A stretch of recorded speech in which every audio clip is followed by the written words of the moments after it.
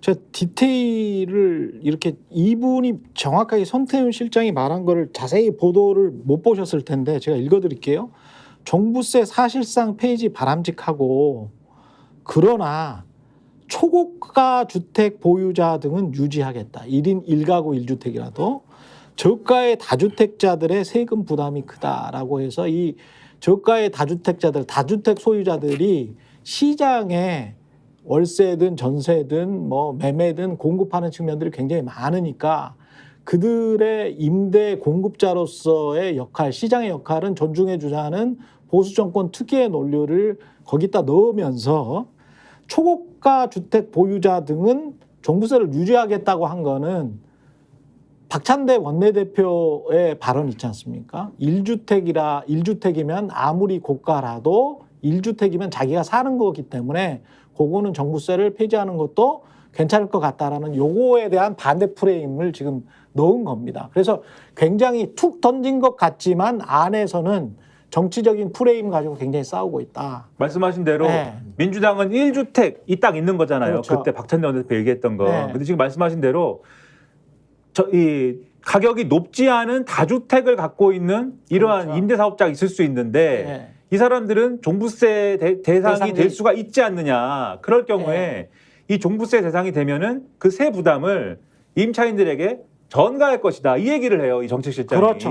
그게 이제 보수의 늘 논리였어요. 네. 예. 그래서 전월세 시장에 있는 임차인들이 고통스러워지기 때문에 즉 이 얘기를 직접적으로 얘기는 하지 않았더라도 풀었으면은 결국 민주당 주장이 대안이 아니다가 되는 거거든요. 네. 종부세 얘기는 거기에 포인트가 지금 맞춰져 있다라고 봐야 될 맞아요. 것 같아요. 그리고 굉장히 좀 생각하고 나온 것 같은 게 두 번째는 저는 이게 진짜의 이득이라고 보는데 왜냐하면 종부세는 대상자가 한겨레에서도 최근에 얼마 안 보도했습니다만 되더라고요. 40만 명밖에 안 되죠. 그리고 1가구 1주택 같은 경우는 종부세 대상자가 10만 명밖에 안 돼요. 그러니까 우리가 10만 명, 40만 명 가지고 이야기를 하는 건데 그리고 하나만 네. 말씀드리면 이 정부에서 네. 계속 종부세 후퇴시켜줘가지고 줄었지. 중과 대상자들, 네. 중과 대상자들은 99%가 없었대요. 그렇죠. 99%가 없어졌고. 이 사람들이 기업의 이익을 지키기 위해서 몸부림치고 있고 속으로 어떤 생각을 가지고 있다라는 게 확연해지는 게 이거예요. 가업상속제도와 관련해서는 이미 매출 5천억까지는 가업상속 괜찮아 이렇게 돼 있거든요. 공제가 되죠. 네. 중견기업 같은 경우는. 그러면 5천억 이상의 매출이라고 하면 우리가 다 대기업이라고 거의 다 대기업이라고 볼 수 있지 않습니까? 매출 5천억 이상이면 거의 알만한 기업. 알만한 기업들이죠. 근데 손태훈 실장이 이런 말을 했어요. 상속세와 관련해서 이게 진짜 기업을 이렇게 물려주고 나서 경영을 계속해. 예? 이게 가업상속제도랑 똑같습니다. 말하는 게 기업을 그 경영을 계속하면 이 사람들한테 상속세를 할 필요는 없잖아. 예? 주식이 아버지한테 돌아왔어.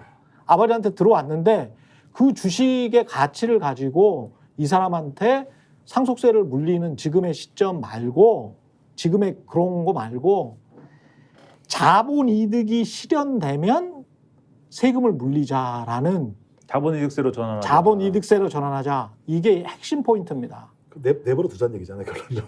끝까지 내버려 두고. 시장에서는 아마 얘기죠. 환호할 겁니다. 특히 기업 이재용 씨 같은 경우죠. 정의선 씨 같은 경우 아직 지금 승계를 안 했기 때문에 현대차 같은 경우도 그렇고 이렇게 하잖아요.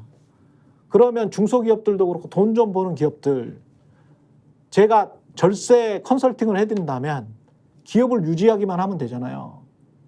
그러면 법인을 싱가포르로 법인을 돌려버리면 됩니다. 법인 주소지 돌려버리면 돼요. 예? 그리고 거기에서 계속 기업을 유지하든지 아버지 할아버지가 쌓아놓은 자산을 본대에만 그러니까 기업을 어떻게 크게 운영해서 어떻게 해가지고 할아버지 아버지로부터 물려받은 거를 내가 어떻게 하겠다 성장을 시키겠다라는 그런 애국심과 기업의 마인드를 가지고 있는 3세는 흔치 않습니다. 한국 사회에 흔치 않고 대부분은 그거 팔아가지고 어디 저 스타벅스나 카페나 저 건물이나 뭐 매체 사들이고 불로소득 하겠다라는 그런 사람들이 많은데 대부분은 그런 사람들이 또 이제 뭐 미국에서 MBA를 받고 와서 별로 그렇게 기업가 정신이 없는 사람들이 대충 그렇게 기업가 3세로 행세를 하고 있는데 그 사람들의 자본이득이 실현되는 그 시점은 50년이나 100년 후란 말이죠. 그동안에 다 빼먹을 수 있어요. 그 기업을 완전히 탕진시켜버릴 수 있습니다. 근데 그 길을 아주 편안한 길을 열어주겠다는 거예요. 한국에 있던 싱가포르에 있던 어디에 있던 법인 주소를 바꿔가지고 할 수가 있기 때문에 근데 이것과 관련해서는 그럴듯하게 들리거든. 그럴듯하게. 자본이득세로 바꿔버리고 그러면은 이게 부담이 없어지고 이 사람들이 매진해가지고 어떤 기업의 일에 종사할 것이다. 창업자 정신을 이어받을 것이다. 전혀 지금 시장에 나타나는 현상은 그렇지가 않습니다. 이재용 지금 삼성 받아가지고 10년 동안 잃어버린 10년 만들어버렸고요. 그 관련해가지고 지금 성공한 케이스가 거의 없어요. 재벌 3세들이. 근데 재벌 3세들 법을 지금 만들려고 하는 것 같아요. 재벌 3세 상속법. 그렇죠. 예, 이득은 그렇게 나오는 것 같은데. 근데 이게 예. 이걸 진짜로 그렇게 하자고 하면 국회에서 통과가 안 될 거 안 되지. 아닙니까? 근데 무조건 안 되거든요. 요 저희는 그건데 이걸 잘 포장을 했더라고. 그렇죠. 무조건 안 되기 때문에 자본이득세로. 무조건 통과가 안 되기 때문에 네. 그게 재벌이나 또는 초부자들한테 그 메시지를 주는 거죠. 민주당 당신들 당 아니야. 그렇죠. 민주당 지지 혹시라도 요즘 분위기 안 좋은데 자꾸 우리 미워하고 다른 이유로 미워하고 이러는데 당신들 당 아니야. 이 메시지를 지금 주려는 거라고 보는 거예요. 그래서 유산 그 상속세도 유산 뭐 이득세인가요? 유산 그걸로- 취득세. 취득세 네. 그걸로 바꾸자는 거지 않습니까? 네. 그러니까 이 물려줘야 될 돈의 총액에 대해서 그걸 과표로 삼아서 세금 계산을 하자는 게 아니라 나눠 받을 거에 대해서 지금 그렇죠. 계산하자는 건데 네. 그렇게 바뀌면은 예를 들면 그것도 합리적일 것 같지만 그렇죠. 이미 근데 물려받을 게 얼마나 있습니까? 저는 빚밖에 없습니다. 물려받을 게 애초에 빚밖에 없고 그렇죠. 그 정도 그거를 야 이걸 통으로 묶는 거하고 나누는 거하고 이게 세금 차이가 얼마나 돼 계산할 사람들이 어떤 사람들이겠습니까 그게? 근데- 저는 이제 예. 토론은 필요하다고 봐요. 이게 예.